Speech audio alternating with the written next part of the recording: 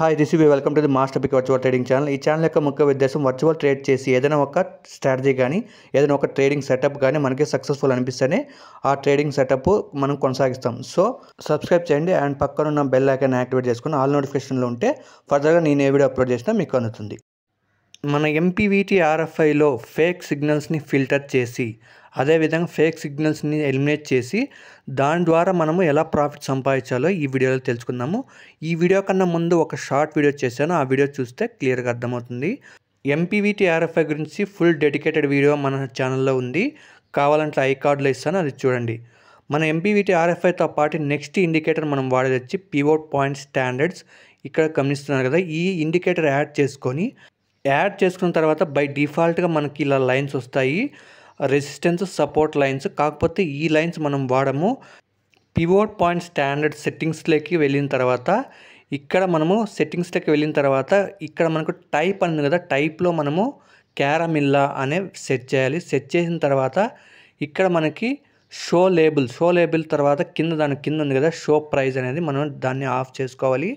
And style and visibility చూసుకున్నట్టే as టీజ్గా పెట్టేయండి, దాంట్లో ఏం మార్పు చేయనవసరం లేదు. అండ్ ఇన్పుట్ విషయానికి వస్తే మనకి ఇక్కడ క్లియర్గా ఇక్కడ పి అని అబ్జర్వ్ చేస్తున్నాం కదా, దాన్ని పివోట్ పాయింట్ అంటారు. Pivot point and S1 S2 and R1 R2 అని డిజేబుల్ చేయాలి. అండ్ దాంతోపాటు S5 R5 కూడా మనం డిజేబుల్ చేసి ఓకే చేస్తే ఇలా మనకి లైన్స్ కనపడతాయి. ఇక్కడ నుంచి మనం కేర్ఫుల్గా అబ్జర్వ్ చేయాలి, ఎక్కడ మనకి సపోర్ట్ లైన్స్ ఉన్నాయి, ఎక్కడ మనకి రెసిస్టెన్స్ లైన్స్ ఉన్నాయి. S3 S4 వచ్చి మనకి సపోర్ట్ లైన్స్, R3 R4 వచ్చి మనకి రెసిస్టెన్స్ లైన్స్ అవుతాయి. సో ఇది బాగా కేర్ఫుల్గా అబ్జర్వ్ చేయడానికి ట్రై చేయండి. ఇక్కడ మనకి ఒక ఎగ్జాంపుల్ చూసుకున్నట్టయితే మనకి 9:15 క్యాండిల్ తర్వాత మనకి మార్కెట్ అప్ సైడ్కి వెళ్ళి R3 రెసిస్టెన్స్ని ఫేస్ చేసి మార్కెట్ మళ్ళీ డౌన్ సైడ్ వచ్చింది. ఇలా వచ్చిన మార్కెట్ని గమనిస్తే మనకి యాస్టీజ్గా మరీ అదే స్టేజ్కి అంటే R3 రెసిస్టెన్స్ దగ్గరికి మార్కెట్ వెళ్ళిన తర్వాత సేమ్ రిజెక్షన్ వచ్చింది. కాబట్టి ఫస్ట్ టైం R3 రెసిస్టెన్స్ దగ్గర రిజెక్షన్ వచ్చింది అండ్ సెకండ్ టైం కూడా R3 రెసిస్టెన్స్ దగ్గర రిజెక్షన్ వచ్చింది. దీన్ని బట్టి గమనిస్తే బయర్ స్ట్రెంత్ లేదని గమనించాలి. కాబట్టి సో ఇక్కడ నుంచి మార్కెట్ ఫాల్ అవుతుందని మనకి ఇండికేషన్ ఎంపీవీటీ ఆర్ఎఫ్ఐతో పాటు మనకి ఈ పివోట్ పాయింట్ స్టాండర్డ్ ఇచ్చింది. కాబట్టి సెల్ సైడ్ అక్కడే తీసుకుంటాము. సో ఇది ఫస్ట్ గమనించాల్సింది మనము.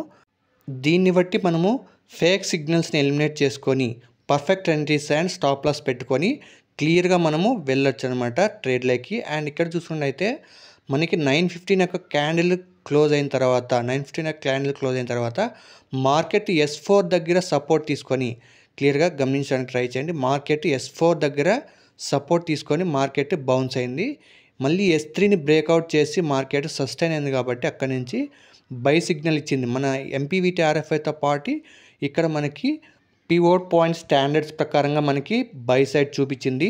ఎందుకంటే S3 బ్రేక్అవుట్ ఇచ్చి మనకి 15-minute క్యాండిల్ క్లోజ్ అయింది. కాబట్టి మార్కెట్ అప్ సైడ్ ఉంటుందనే ఉద్దేశంతో మనకి బై సైడ్ ఇచ్చింది. సో అది కాకుండా మనకి ఎంపీవీటీ ఆర్ఎఫ్ఐతో పాటు 2 సిగ్నల్స్ కన్ఫర్మేషన్ తీసుకొని బై సైడ్ ప్లాన్ చేస్తాం.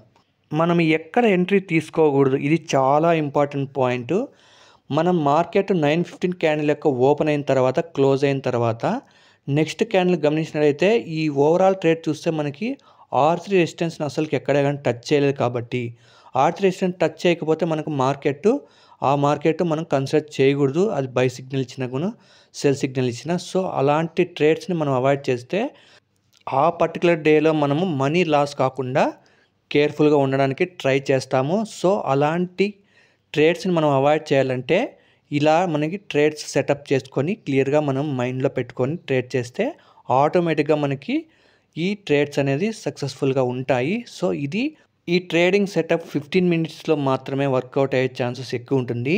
సో నిఫ్టీ అండ్ బ్యాంక్ నిఫ్టీలో మీరు 15 minutes టైం ఫ్రేమ్ ఓపెన్ చేసుకొని ఈ ట్రేడ్ సెటప్ మనం కంప్లీట్గా మీరు బ్యాక్ టెస్ట్ చేసిన తర్వాత రిజల్ట్స్ బాగుంటేనే ట్రేడ్ చేయడానికి ట్రై చేయండి. మా కంటెంట్ నచ్చినట్లయితే లైక్ చేయండి, సబ్స్క్రైబ్ చేయండి. Thanks for watching.